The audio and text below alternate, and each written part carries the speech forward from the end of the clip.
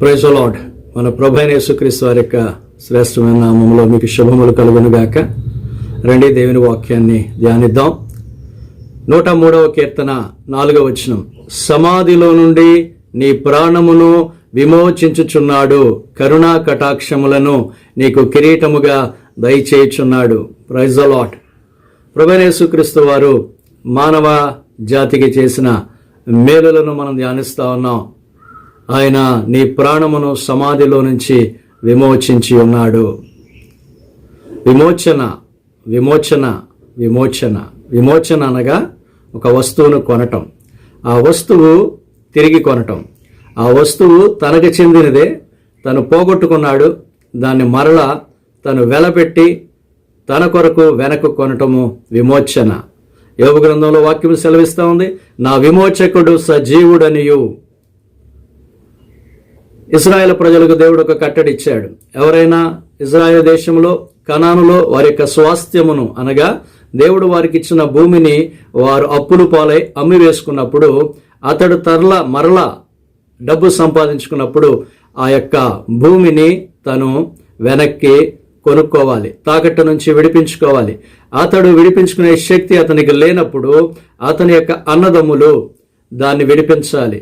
అతని యొక్క అన్నదమ్ములు లేనట్లయితే అతని యొక్క తండ్రి యొక్క సహోదరుల యొక్క పిల్లలు, సమీప బంధువులు దానిని విమోచించి దాన్ని మరలా విడిపించి దాన్ని వెనకకు కొని ఆ మనిషి యొక్క స్వాస్థ్యముగా ఉన్నట్లు దాన్ని ఏర్పాటు చేయాలి. అందుకే రూతు గ్రంథంలో మనం చూసినప్పుడు నయోమి తన యొక్క ఆస్తిని కోల్పోయింది.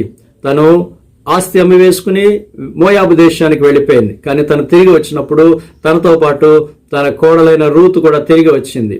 రూతు మరి తన ఆస్తి ఎలా సంపాదించుకుంది?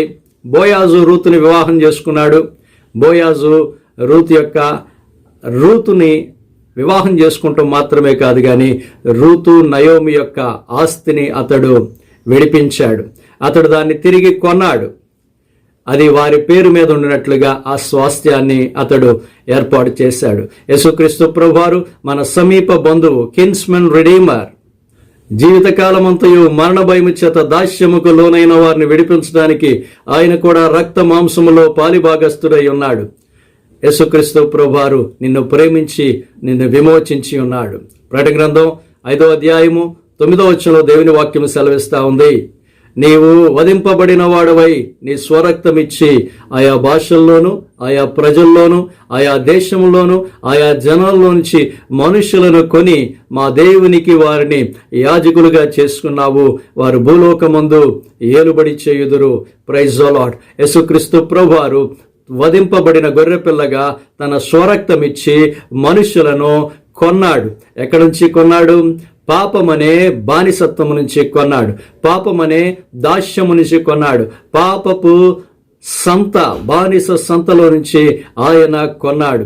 అందుకే పేతురు రాసిన పత్రిక 1వ అధ్యాయంలో ఇలాగూ రాయబడినది, వెండి బంగారముల వంటి క్షయ వస్తువుల చేత మీరు విమోచించబడలేదు గాని అమూల్యమును నిర్దోషమును నిష్కళంకమైన గొర్రెపిల్ల వంటి క్రీస్తు రక్తము చేత మీరు విమోచించబడ్డారు. దేవుడు బంగారంతో కొనలేదు, వెండితో కొనలేదు, కానీ బంగారము కంటే వెండి కంటే ప్రశస్తమైన తన రక్తముతో కొన్నాడు. నిర్దోషము నిష్కళంకము ఆయన గొర్రెపిల్ల వంటి క్రీస్తు రక్తము. ఎన్నడూ పాపము చేయని పరిశుద్ధుడైన పవిత్రుడైన దేవుని కుమారుడైన పాపుల్లో చేరక ప్రత్యేకముగా ఉన్నవాడైన ఆయన శోధింపబడినను ఆయన ఏ పాపము చేయలేదు. యేసుక్రీస్తు ప్రభువారు పరిశుద్ధుడు, ఆయన దేవుని కుమారుడు, దేవుడు. ఆయన రక్తము చేత నీతిమంతుడైన యేసుక్రీస్తు రక్తము చేత నీవు కొనబడ్డావు. Praise the lord. ఇక్కడ వాడబడిన పదానికి అర్థం ఏంటంటే బానిస సంతలోనికి ప్రవేశించెను. భూమి మీద అతి దుర్భరమైనది, నీచమైనది, ఘోరాతి ఘోరమైనది, ప్రతి క్రూరమైనది ఏంటంటే బానిసత్వము. ఒకప్పుడు భూమి మీద మనుషులను బానిసలుగా కొనేవారు, బానిసలుగా వాడుకునేవాళ్ళు. జంతువుల కంటే క్రూరంగా వాళ్ళని చూసేవాళ్ళు. బానిసల్ని బానిస సంతలో పెట్టి ఆక్షన్ బ్లాక్ మీద పెట్టి వాళ్ళని అమ్ముతూ ఉండేవాళ్ళు. వారి మెడలో ఒక పలక వేసి దాని మీద వాళ్ళ వెల రాసి ఉంచేవారు. మనుషులను జంతువుల కంటే ఘోరంగా ట్రీట్ చేశారు. ఆ బానిస సంతలో ఆ బానిసలు కొనుక్కునే వ్యక్తి ఆ మనుషులను పరీక్షించేవాడు. వీళ్ళు నాకు పని చేయగలరా లేదా అని చెప్పి. అలా పరీక్షించే సమయంలో వాళ్ళ నోరు తెరిచి వాళ్ళ పళ్ళు గట్టిగా ఉన్నాయో లేవో చూసేవాళ్ళు. ఒక్కొక్కసారి దవడ మీద చెంపదెబ్బ కొట్టేవాళ్ళు, వాళ్ళని ముఖం మీద గుద్దేవాళ్ళు, వాళ్ళని కొరడాలతో కొట్టేవాళ్ళు. వారు బలవంతులుగా ఉన్నారా లేదా, వారి శక్తిని, వారి ఎండ్యూరెన్స్ని టెస్ట్ చేయటానికి.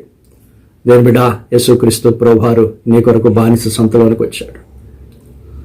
ప్రభువారు నీ కొరకు దెబ్బలు తిన్నాడు. ఆయన ఉమ్మి వేయబడ్డాడు. ఆయన గడ్డం పెరికి వేశారు. ఆయన్ని పిడిగుద్దులు గుద్దారు. ఆయన నీ కొరకు కొరడా దెబ్బలు అనిపించాడు. యేసుక్రీస్తు ప్రభువారు బానిస సంతలోనికి నీ కొరకు వచ్చాడు. ఆయన Jesus became a man to redeem man from fallen nature. పాపి అయిన మనుష్యుడను విడిపించడానికి పరిశుద్ధుడైన దేవుడు భూమి మీదకి వచ్చాడు. మనుషులను, మనుష్య కుమారులను దేవుని కుమారులుగా చేయటానికి దేవుని కుమారుడు మనుష్య కుమారుడయ్యాడు. పాపమెరుగని క్రీస్తు నీ కొరకు పాపముగా మారాడు. తన శరీరమందు పాపాన్ని ఆయన భరించుకున్నాడు. పాపానికి రావాల్సిన శిక్షను ఆయన భరించాడు. ఇందులో ప్రేమ ఉన్నది. మనము దేవుని ప్రేమించితమని కాదు, ఆయన తానే మనలను ప్రేమించి మన పాపములకు ప్రాయశ్చిత్తమైనటకు తన కుమారుని పంపెను. ఇందులో ప్రేమ ఉన్నది. దేవుడు నిన్ను ప్రేమిస్తా ఉన్నాడు. యేసుక్రీస్తు ప్రభువారు నీ కొరకు బానిస సంతలోనికి వెళ్ళారు. గలతీయులకు రాసిన పత్రిక 3వ అధ్యాయము 13వ వచనంలో దేవుని వాక్యం సెలవిస్తూ ఉంది. ధర్మశాస్త్రం యొక్క శాపము నుంచి మనల్ని విమోచించటానికి క్రీస్తు మన కొరకు శాపమై మనల్ని ఆ బానిసత్వంలోంచి విడిపించాడు. ఈ మాట యొక్క అర్థం ఏంటంటే, ఆయన బానిస సంతలో నుంచి మనల్ని కొని బయటికి తీసుకొచ్చాడు. దేవునికి స్తోత్రము కలుగునుగాక. పాపానికి బానిస అయిపోయావు నీవు. రోమాపత్రిక 6వ అధ్యాయములో పాపానికి నీవు బానిసగా ఉంటివి. అయితే యేసుక్రీస్తు ప్రభువారు నిన్ను వెలపెట్టుకొని నిన్ను విమోచించి ఉన్నాడు. నువ్వు ధర్మశాస్త్రానికి కాదు కానీ కృపకే నీవెప్పుడు పాత్రుడు. కాబట్టి పాపము నీ మీద బానిసత్వము చేయదు.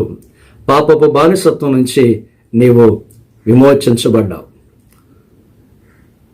దీన్ని అర్థం చేసుకుంటానికి ఇజ్రాయెల్ యొక్క చరిత్ర చూసినప్పుడు ఒక ప్రవక్తతో, హోషియా అనే ప్రవక్తతో దేవుడు మాట్లాడాడు. నీవు వెళ్ళి గోమెరు అనే ఒక స్త్రీని వివాహం చేసుకొనవలను. వివాహం చేసుకున్న తర్వాత వాళ్ళకి 3 పిల్లలు పుట్టారు. పిల్లలు పుట్టిన తర్వాత గోమెరు తన భర్తను విడిచిపెట్టి వ్యభిచారంలోకి వెళ్ళిపోయింది. ఇతర పురుషులను ప్రేమించి వారితో సాంగత్యం చేస్తున్న సమయంలో దేవుడు ప్రవక్త దగ్గరకు వచ్చి, హోషియా, నీ వెళ్ళి వ్యభిచారంలో ఉన్న నీ భార్యను నీవు ప్రేమించి మరలా తీసుకొచ్చి నీ యొక్క సొంత భార్యగా నీవు నిత్యము ఆవిడ్ని ప్రేమించుచూ ఉండాలి. ఇతర దేవతలను, విగ్రహారాధనలో ఉన్న ఇశ్రాయేలు ప్రజలను నేను ప్రేమించినట్లుగా, వ్యభిచార మనసు కలిగిన ఇశ్రాయేలు దేశాన్ని నేను ప్రేమించినట్లుగా నీవు నీ గోమెరును ప్రేమించాలి అని చెప్పినప్పుడు, హోషియా, దేవుడు నాకు సెలవిచ్చినట్లుగా నేను వెళ్ళి నా భార్యను నేను కొని తీసుకువచ్చాను. ఆవిడ కొరకు నేను వెల చెల్లించవలసి వచ్చింది. ఆ వెల ఒక దాసుడికి చెల్లించిన వెలలో సగము, ఒక బానిసకు చెల్లించిన వెలలో సగం వెల. దేవుని బిడ్డ, గోమెరు వ్యభిచార మనసు కలిగింది. తన భర్తను విడిచిపెట్టింది, తన సంసారాన్ని విడిచిపెట్టింది, ఇతర పురుషులను ప్రేమించి వెళ్ళిపోయింది. ఆవిడ వ్యభిచారంలోకి వెళ్ళినప్పుడు మొదట తను ఫ్రీ ఉమెన్, కానీ ఆ వ్యభిచారం చేస్తూ ఉన్న తర్వాత ఆవిడ తర్వాత బానిసగా మారింది. తను కొన్నవాళ్ళు కొన్ని దినాలు ఆవిడని వాడుకుని తర్వాత ఆవిడని అమ్మేశారు. అమ్మేసినప్పుడు అక్కడ వ్యభిచార గృహాల్లో ఆవిడ ఉంటుంది. ఆవిడని కొన్నాళ్ళు వాళ్ళు వాడుకుని తర్వాత ఇంకో వ్యక్తికి అమ్మేశారు. ఈ విధంగా తను వయస్సు అయిపోయింది, ఆకారం కోల్పోయింది. ఇప్పుడు ఆవిడని ఎవరో కొనట్లేదు. బానిస సంతలో ఆవిడ ఉంది. అయితే ఒకరోజు వెనక నుంచి ఒక స్వరం వినబడతా ఉంది. గోమెరు, ఆ స్వరం హోషియా తన భర్తది. నేను నిన్ను ప్రేమిస్తున్నాను, రా అని చెప్పి ఆవిడ్ని ఆయన కొని, తన సొంత భార్య మరలా వెలపెట్టి కొని ఆవిడ ఇంటికి తీసుకెళ్ళాడు. దేవుడు బానిస సంతలో ఇరుక్కుపోయిన నిన్ను, పాపం అనే బానిసత్వంలో, మరణం అనే బానిసత్వంలో ఇరుక్కుపోయిన నిన్ను విమోచించడానికి దేవుడు బానిస సంతలోనికి వచ్చి నిన్ను కొని బయటికి తీసుకువెళ్ళాడు. ఇదే విమోచనలో ఉన్న గొప్పతనం. Praise the lord, praise the lord. నా ప్రాణమా యెహోవాను సన్నుతించుము, నా అంతరంగన సమస్తము ఆయన పరిశుద్ధ నామమును సన్నుతించుము. నా ప్రాణమా యెహోవాను సన్నుతించుము, ఆయన చేసిన ఉపకారములలో దేనిని మరువకము. ఆయన సమాధిలో నుంచి నీ ప్రాణమును విమోచించుచున్నాడు. హెబ్రీయులకు రాసిన పత్రిక 9వ అధ్యాయం 12వ వచనంలో నిత్యమైన విమోచన ఆయన తానే సంపాదించి, యేసుక్రీస్తు ప్రభువారు నిన్ను విమోచించడానికి ఆయన సంపూర్ణమైన వెలను చెల్లించాడు. దాచబడిన ధనముగా నీవు ఉన్నావు. పొలములో దాచబడిన ధనము, ఒకడు దాన్ని కనుగొని దాన్ని సంపాదించుకుంటానికి వెళ్ళి తనకు కలిగినదంతయు ఇచ్చి దాన్ని కొన్నాడు. యేసుక్రీస్తు ప్రభువారు నీ కొరకు తన ప్రాణమును పెట్టవలసి వచ్చింది. తన ప్రాణమంతయు ఆయన ధారపోసెను. నేను గొర్రెలకు మంచి కాపరిని, మంచి కాపరి తన గొర్రెల కొరకు తన ప్రాణము పెట్టును. నీ కొరకు ఆయన ప్రాణం పెట్టాడు. తన ప్రాణాన్ని ఇష్టపూర్వకంగా అతడు ధారపోసెను. మన అతిక్రమ క్రియలను బట్టి అతడు గాయపరచబడెను, మన దోషముల బట్టి అతడు నలుగుగొట్టబడెను, మన సమాధానార్థమైన శిక్ష అతని మీద పడెను.